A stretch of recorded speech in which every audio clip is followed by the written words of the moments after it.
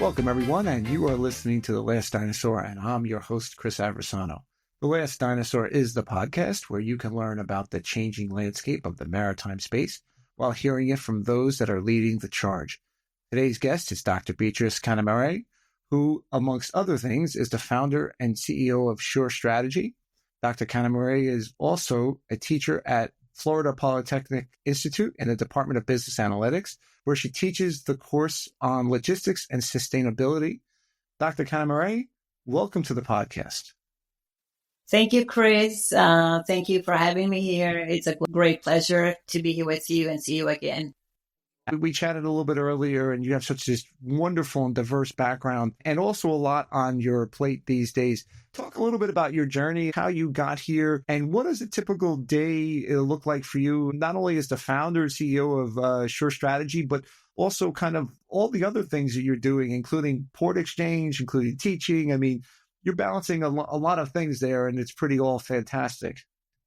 Yes. So starting with my journey has been an interesting mix of engineering, infrastructure development, large-scale infrastructure development for a long time, business development. When we talk about infrastructure development, we cannot neglect the business development side and sustainability eventually. So I started as a civil engineer, focusing on those infrastructure, but over time, I saw a growing need for sustainability in the maritime space and logistics sector. I moved to the U.S. 6 years ago. And before that, I was a director in a large port in Brazil. I was an executive director. I moved here to pursue a doctorate in business administration, where I focused my research in sustainability in the U.S. port industry. So my research involved interviewing port leaders here in the U.S., and it was great for me. I interviewed ports everywhere in the country. And with that, it gave me incredible insights on how ports here, they strategize and they implement sustainability initiatives in different way, in different pace, different approach. And this research shaped my passion for helping ports and the maritime industry to navigate decarbonization, circular economy, and digital transformation, which eventually led me to launch the Sure Strategy. Today, the Sure Strategy, we help ports and supply chain and logistics companies to navigate sustainability practices, resilient strategies, while integrating digital solutions, right? If you allow me to emphasize that sustainability, my company Sure Strategy, Sure means sustainable and resilient. So SU, Sure, and RE, resilient. Because I see sustainability and resilience as like two sides of the same coin, if you will. So when we talk about a system that is only sustainable but not resilient, collapse under unexpected pressures, while if a system is resilient enough but unsustainable, this will eventually deplete its resources.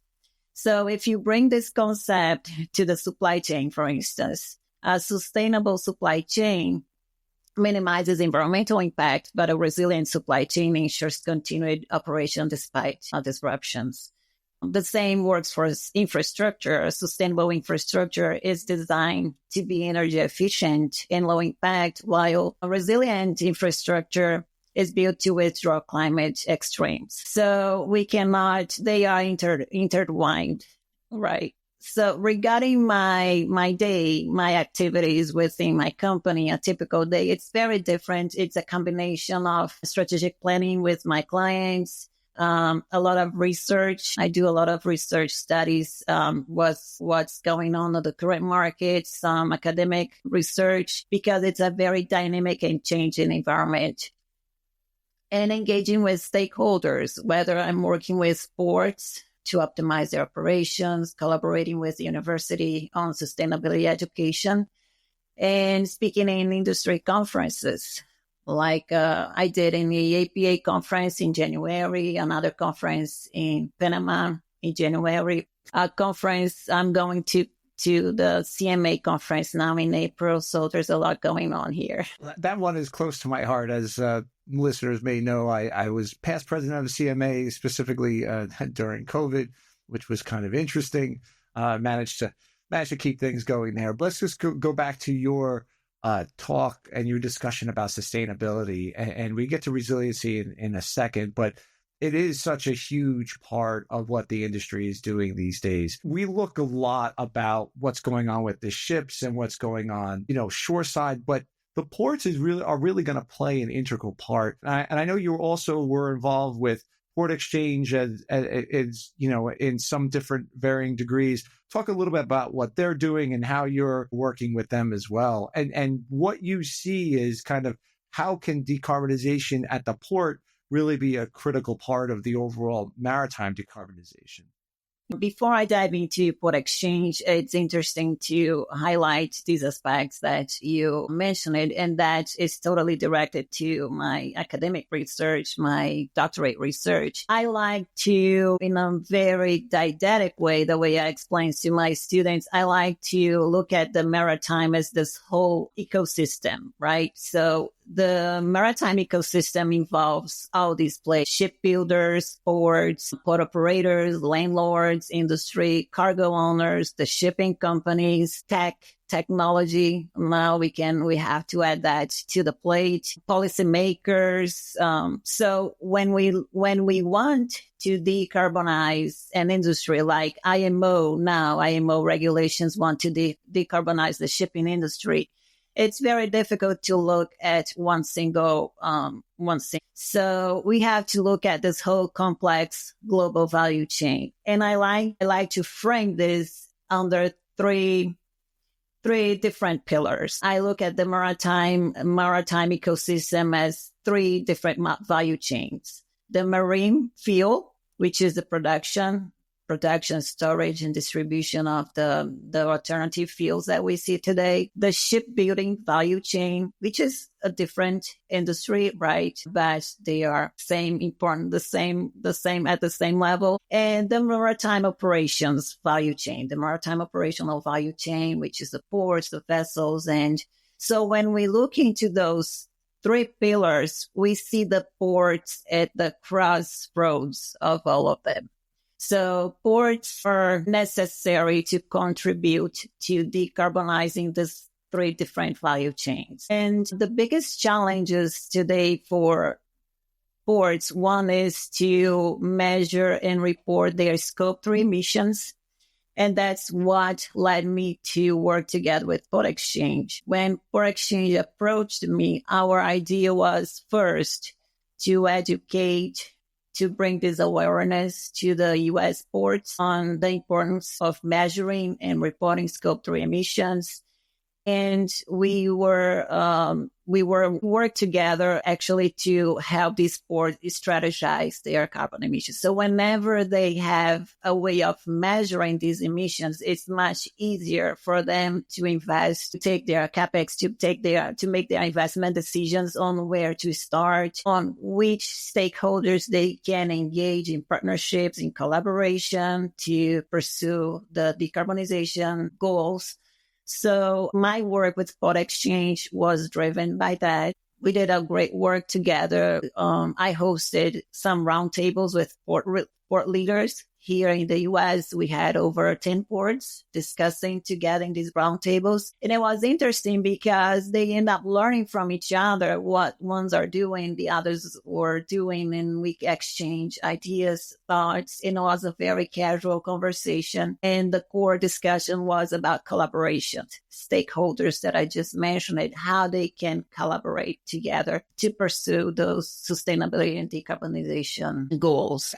I do want to ask you if you can provide some clarity for the audience. Scope 3 emissions, briefly, what is that? Because I think, and maybe a little bit on what 1 and 2 is for those that are not fully initiated on kind of the different scopes of emissions and why it is important for us to know about that, especially in the maritime space. Yes. So one of the biggest challenges is to understand what emissions, the Scope 3 emissions is. And Scope 3 emissions are what are beyond the port direct operations. So what, like the logistics side, the trucking community represents Scope 3 emissions for the ports. The shipping operations represent the Scope 3 emissions for ports. To be honest, today, and we can find that in some reports. For instance, the Port of New York, New Jersey reports, they published that over 90% of their emissions is Scope 3 emissions. So Scope 3 are those that are out of the port's control. Monitoring that and helping those people kind of lower that is definitely going to be on the onus of the ports, which brings me kind of to the next thing that you hear talked about a lot, and that is the green corridors, right? So how would, in theory, they work, and how are they working? Because it does rely a lot on the collaboration, right? And the maritime industry, especially in parts that I've found, is not really the best in collaborating, right? There's always a fear of, I collaborate with you, I'm going to give away some of my competitive advantage. And whether that's in data sharing, and that's not just limited to ports, but it's ship owners and operators. It's all sorts of areas where the thought of collaboration sometimes worries people because it reduce or increase the risk of losing that competitive advantage. Yes, that's why I see the green shipping corridors as a game changer on this aspect, because it's not only about a new technology, but it's represent a strategic framework for integrating sustainability across the entire supply chain. So they allow ports, shipping lines, fuel providers, and regulators to collaborate in a shared decarbonization goal. And there is a roadmap that each one plays a role. So successful green shipping corridors that we see out there is LA, Long Beach port with Shanghai. It's a pioneering in the world. They already have a framework. They are already implementing their actions, their tasks. So I see the green shipping corridors as a very strategic initiative to decarbonize the whole maritime system. Another initiative that I always like, I'm fascinated about this one. It's called the ZEMBA. I don't know if you're familiar with that one sounds new to me. I'm curious to hear what that is and what your take is. That's a new one. So the ZEMBA, it's called Zero Emissions Maritime Buyers Alliance. So it's an alliance between cargo owners and shipping companies and the Aspen Institute. It's actually, it was created by Amazon, Patagonia, and Chimbo. It's a German company, together with the Aspen Institute. And they are, their idea, their purpose is to partner, to collaborate with shipping companies. But instead of picking any shipping companies, they launch a bidding process. So they already did that, I don't know, a couple of times, 3 times. They work together today they have initiatives with Maersk. So Maersk comes with the fuel production, and they already have 9 vessels powered by methanol. They are working with Port of LA Port of LA already have infrastructure necessary to provide this new fuels. And today, this organization, the ZEMBA organization, they have like over 100 members working together. There's a lot of other cargo owners like Nike, New Balance, IKEA. There's a lot of cargo owners. It's a nonprofit. I think it's a nonprofit organization. I'm not sure, but their main idea is to decarbonize the whole maritime industry together with the collaboration from the cargo owners. Because at the end, they are the major impacted ones, right? Right. And I've always kind of viewed it, and I'll get to my next question a little bit, but, I think despite any sort of policy and, what the IMO is going to end up doing here in April, I don't think that, I think that companies are going to start making decisions based on what their consumers want. I think it was a couple of years ago where IKEA had people protesting a shipment coming into, I think, a Scandinavian port because the ship had a lot of emissions or something. And I think that more and more people are becoming aware of that connection. And I also think eventually companies are going to start to put their carbon footprint on products, whether it's, your phone, whether it's your computer or what have you. So there's going to be a lot more attention. And that brings me to my next point, and something that's I think is kind of interesting to talk about. Policymakers and companies have to make decisions about regulations and everything else, they kind of have to read the tea leaves a little bit, but realistically, it's shifting, right? We went from Trump version 1, then to Biden, back in the Paris Accord. Now we're back out of the Paris Accord, just here in the U.S. If you're a manager of a port or a shipping company, how do you manage that? What do you tell, putting your shore hat on, so sustainable and resilient? The sustainable part we get, but now we got to be resilient in the face of this changing policy. What's your advice there? Because I think it's a moving target, put politely. And yes, it is. Speaking about conference, I was in Tampa conference, and on this panel discussion, the conference was from the 20 to the 22nd of January. It's called Navigating Choppy Waters, What to Expect in Washington Post-Election. And the first question that we had was like, what changes do you anticipate for the maritime industry in environmental grants and manufacturing reshoring under a second Trump administration? So to answer your question, I'm going back to what I answered on that day, because my panel was on the 20th at 2 p.m. So right after exactly the presidential inauguration. So everybody was expecting what we were there to share. I had two experts on stage, one representing the West Coast, the other representing the East Coast. And when the question came to me, I looked at the audience and I said, have you ever heard of the chaos theory? Yeah. Because the chaos theory explores the behavior of systems that are completely unpredictable, right? We look to the maritime system, it's completely unpredictable. In the past 5 years, we went through a lot already, despite. Right, yeah.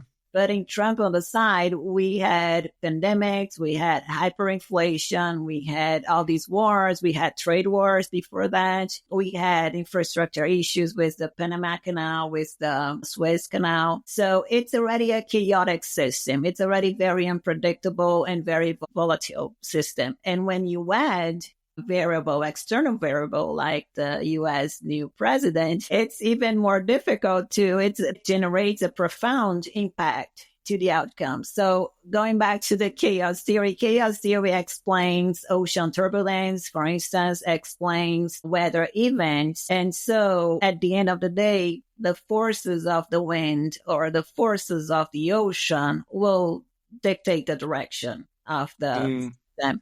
In this case, I think the market forces will dictate the direction of the wind. So if you look in, putting the jokes aside, I think, like I said, the market forces, but we were also expecting this U-turn with policies, changing policies with this new administration. But there's a lot of things that need to be adapted, let's say, on this sustainability environment, these initiatives. There's a lot of things to be reviewed, to be improved. And I think when this variable gets in, it gives this initial shock, but then we see the kind of the market driving the forces, and what needs to be adjusted, it gets adjusted. Just to give an example, like the tariffs that the president just imposed 2 days ago. He withdrew again, so I think because of what? The market forces. Yeah. Look, right? Yeah. So, and then you could turn around. So on one hand, you have these tariffs and how's that push trade? And then on the other hand, you have these potential that's being tabled penalties for Chinese built ships or affiliated ships of $1.5 million per port call, which, if you look at like what's the new buildings, especially in the container market, I would imagine a lot of them are Chinese built. They may even be really hyper, in a positive way, hyper environmentally conscious, but yet, okay, you're going to take those ships out of service or have to do something and add an extra layer, which is just going to increase the footprint of a particular cargo, and then throw into something I read this the other day, earlier in the week, that bipartisan support, I believe a senator from Minnesota and a senator from, I think, Nebraska, sponsored a bill to have lower carbon marine fuels. You're sitting there, you got on one hand, you have like, okay, we're throwing a lot of inefficiencies in the market with tariffs and with these potential penalties to Chinese built ships, right? As a thought leader, it's kind of, and a leader of a company, it kind of, you don't know which way to think day to day until the next tweet.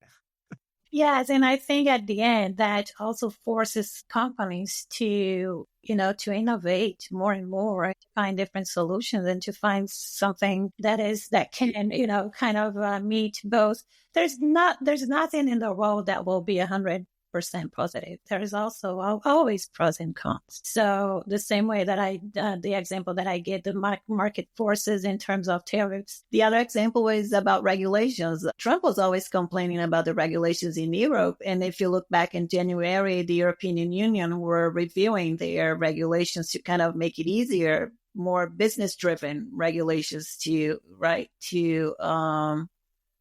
kind of give some space for business to grow and to develop. So that's why I'm saying sometimes these shocks, they come in a positive way to make some difference, to make companies revisit their initiatives and innovate, and regulators to review their approach. So I see everything as positive always. Well, yeah, and I hope so. I think you're right, though. I do think that it's going to force people to rethink a lot of things, good, bad, and indifferent, whether it's, Canada's policy with us, the United States, or is it just the way that people approach just in time, or all those sort of things, I think is going to be more and more interesting. Which gets me to another question is, you ended up here in the maritime space.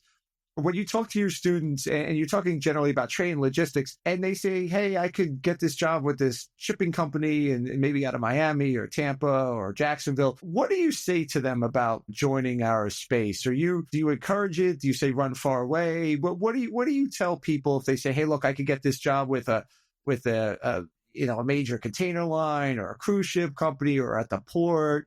What do you tell your students or somebody who's just thinking about getting into our space? Well, I'm kind of biased about this because speaking about this Generation Z, the Gen Z generation, like the Gen Z, I have I have this close relationship with them because of my work at the university. But I also have a very personal connection with this Gen Z because I am a mother of almost 21 years old triplets. They are one boy and two girls. And my students are kind of like an extension of my family, to be very honest. I love them and I always encourage them to thrive in their anything that they do.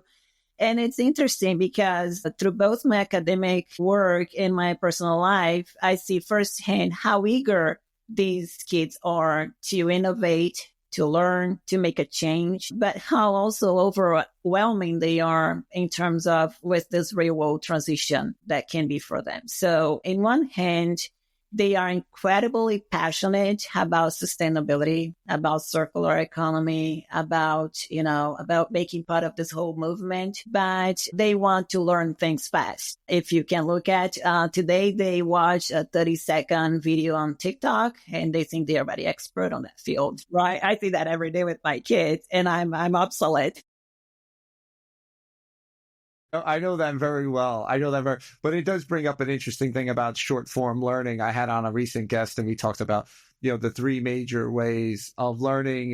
It's kind of this short form learning, gamification, and VR seem to be like the ways. That combination is the way really to connect it. It was interesting because I was Captain Chawa and he's been around for like a really long time, but is working with seafarers to improve their learning and to make it relevant to them. And it's interesting to that you bring that up. But yeah, so I want to continue on that part because looking into all that, and we also see that these kids, they went through a lot of chaos. I would say global pandemic. So they had to spend 2 years learning from home that made them very, very anxious. And I had that close relationship with them. Climate change concerns also something that affects them. This rapid digitalization transformation, it's really bringing a lot of anxiety to these kids. So we have to be very empathetic with them and kind of try to help them in a very soft way. So considering all that, recognizing all that, I saw the real need to bridge this gap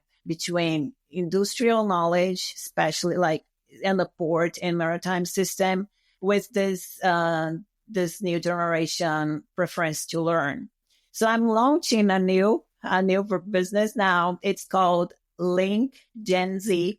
It's a completely virtual platform where I bring this sustainability education to like a learning platform. I am starting this business now. So the idea is to make this space as a learning hub, consulting marketplace, and a community space where they can engage with companies, but also they learn to be prepared in the maritime industry and sustainability and decarbonization topics. So it's a combination of like bite-sized educational content, some kind of interactive tools as well, and eventually have this connection with the companies.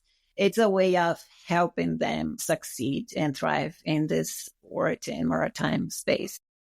Well, that's absolutely fantastic. And thank you for sharing that with us. And I do think there is that sort of need along the way. Absolutely, for sure. Because like you said, my oldest is 21 and, she definitely had some of the good years, as they say, in high school, or maybe not so good years for some people, but a lot of people, it is the memorable years nonetheless, in high school, taken away just from the fact of, not being able to interact with her students, or if they were, you remember we had some snow here during February of 2021. And basically a couple of her friends hung out, but we had a fire going outside, but we had to spread them out like 6 feet away because it was just right before the vaccine. Everybody was just still locked down, but getting more comfortable being out. We stuck them outside. It was a beautiful day. It just snowed, and we were able to give them, hot chocolate and some s'mores and stuff. But that was the closest thing to interaction, and that's very different from kind of my upbringing.